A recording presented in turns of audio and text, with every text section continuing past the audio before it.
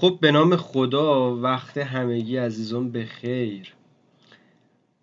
در خدمت شما هستیم با بحث 7 سگمنت. من در یک جلسه 7 سگمنت رو به شما یک توضیح مقدماتی دادم. در اینجا من میخوام نقطه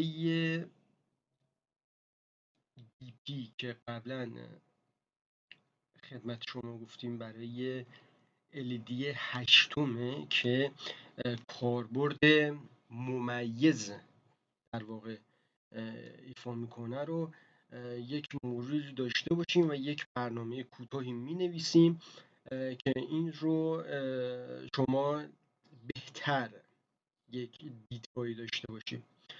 خواهشمندم اگه پیج رو سابسکرایب نکردید سابسکرایب کنید تا در ادامه آموزش های بیشتر رو ملاحظه کنید و خوشحال میشم اگر کامنت و یا ایده‌ای دارید برای ما در زیر درجش کنید. خب اجازه بدید من در یک 7 سگمنت به اصطلاح دابل 7 سگمنت یا به قول معروف 7 سگمنت دوبل، من ابتدا روی 2 تا 7 سگمنت تکی میخوام یک عدد 1 رو نمایش بدم. ببینید من اگر بخوام در اینجا یک عدد 1 رو نمایش بدم طبق جلسه‌ای پیش، اگر این A باشه، این B باشه، این C باشه، این D باشه، این E باشه، این F باشه و اینم G باشه، اگر قراره این دوتا، مثلا من میخوام به اصطلاح 1.1 رو نمایش بدم. ببینیم چه جوری نمایش میدم. خب عدد 1 که ما گفتیم اگر میخوایم باشه 0 و 1 و 1، اینجا 0 0 0 0 و اینجا دی پی رو من میخوام روشن کنم 1.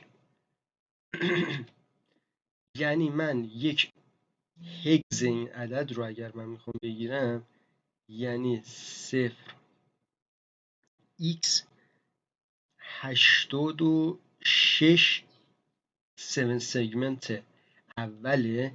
اگر یک 7 سگمنت دیگه هم بخوام قرار بدم و عدد 1 رو قرار بدم، در واقع باید نشون بدم 0 x 0 6، چون نقطه رو دیگه خاموش میکنه.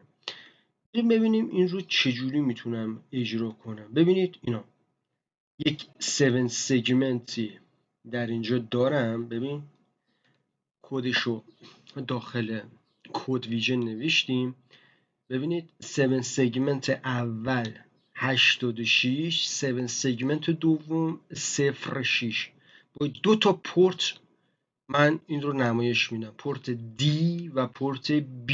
همینجور که در پورتاووس مشاهده میکنید عدد 1.1 رو من نمایش میدم، یعنی پورت D به 7 سگمنت اولی و پورت B به 7 سگمنت دومی متصل شده.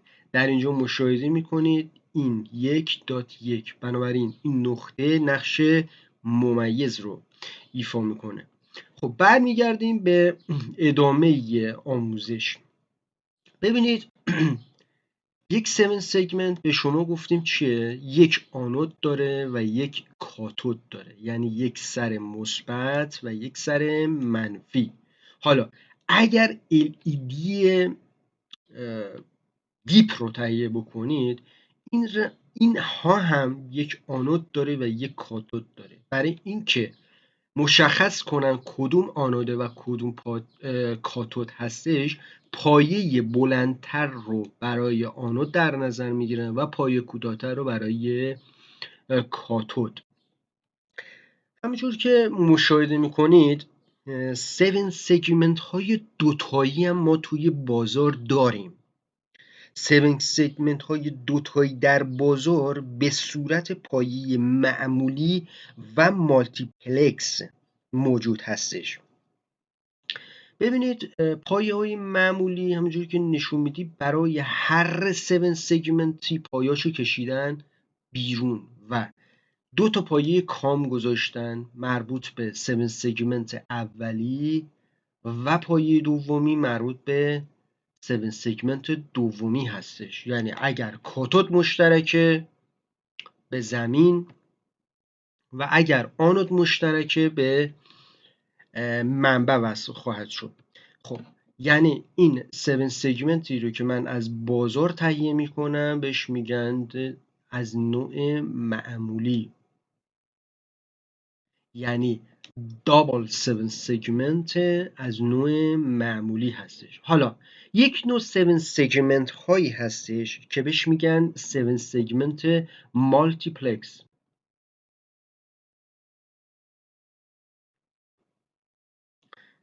7 سگمنت های مالتیپلکس پایه های کمتری رو دارند و همینجور که می‌بینی پایه D1 برای 7 سگمنت اولی و پایه D2 برای 7 سگمنت دومی هستش. همون ترتیب برای 7 سگمنت های ستایی هم ما به صورت مالتیپلکس این 7 سگمنت ها وجود داره که به اصطلاح پایه D1 G1 برای 7 سگمنت اولی، D1 G2 پایه مشترک 7 سگمنت دوم و پایه D1 G3 پایه 7 سگمنت سوم هستش.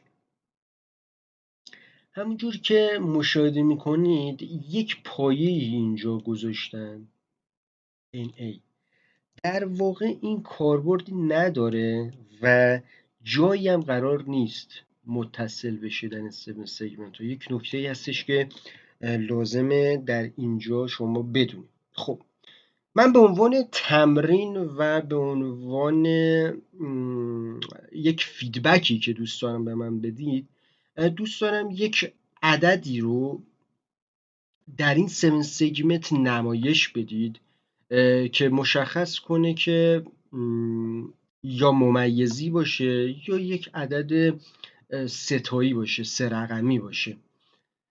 من سعی میکنم در آموزش های آتی جواب این تمرین رو بدم و دقیق تر وارد مبحث و جنبندی 7 سگمنت باشیم.